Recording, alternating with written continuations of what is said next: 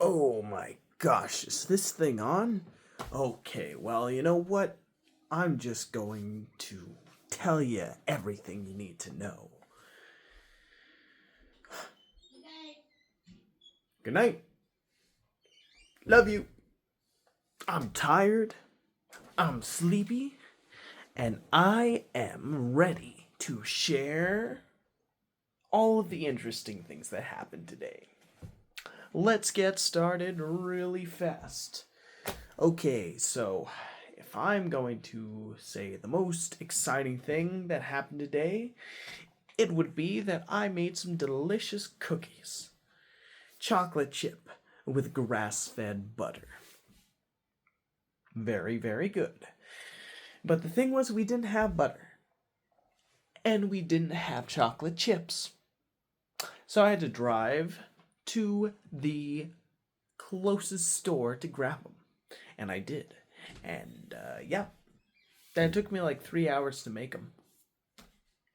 And it was worth every minute because they were so good. Whew. Oh yeah. All right. What else? What else interesting happened today? Spent a few minutes working on my little motion comic project. That was really rewarding. Enjoyed that. Okay, what else? Anything else? I watched The Hunchback of Notre Dame, both the 1950s French version of the story and the 1990s Disney version of the story. And just because I was curious what's the difference. And the differences were quite interesting.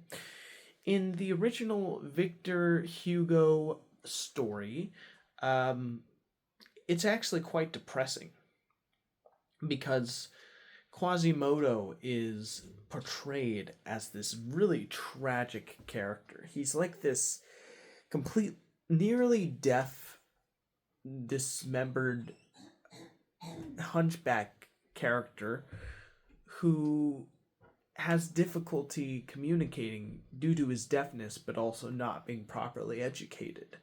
I mean, he is educated, but, he's not exactly the most studious or great at communication, I guess you could say.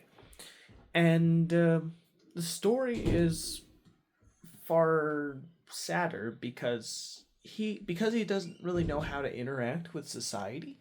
He ends up doing all kinds of manner of questionable activity, like with Esmeralda, the gypsy.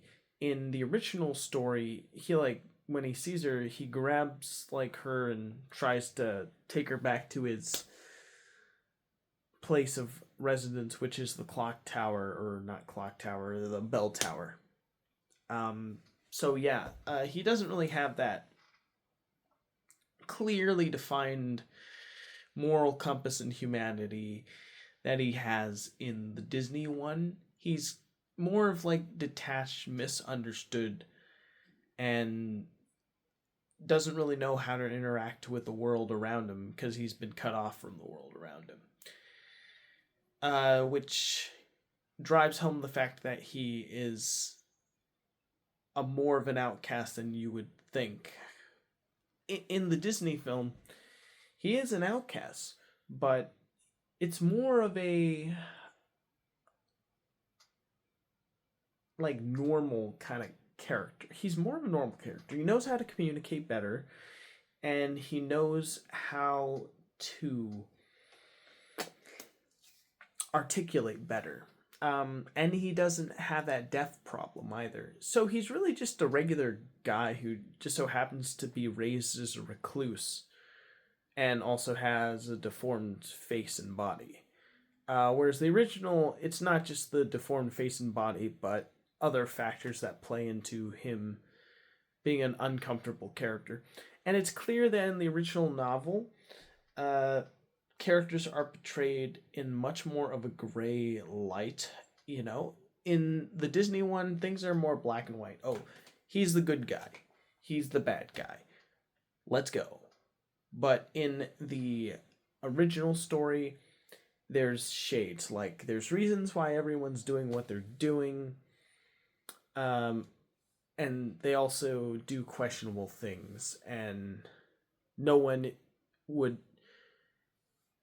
be objectively considered a bad or a good guy, which is very interesting. I enjoyed that aspect of the original story 100%. Kind of makes me want an A24 Robert Eggers adaptation of The Hunchback of Notre Dame, honestly. If it's going to be as visually engaging as something like The Lighthouse or recently Nosferatu, I'm totally down for that. I think he'd do great adaptation of that work. Yeah. Um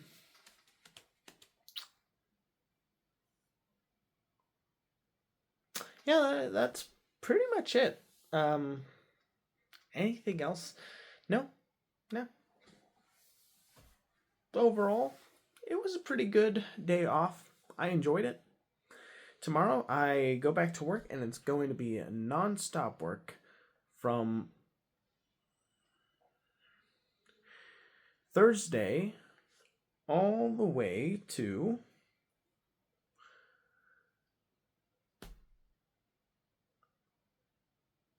Tuesday. So I think that's a solid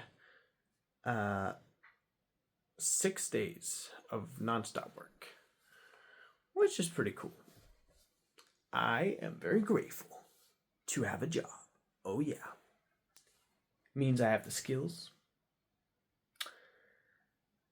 albeit not the most in depth skills, but still skills nonetheless to pay the bills. Oh, yeah. All right, I'm gonna sign off now and get my Z's in. Good night, everybody.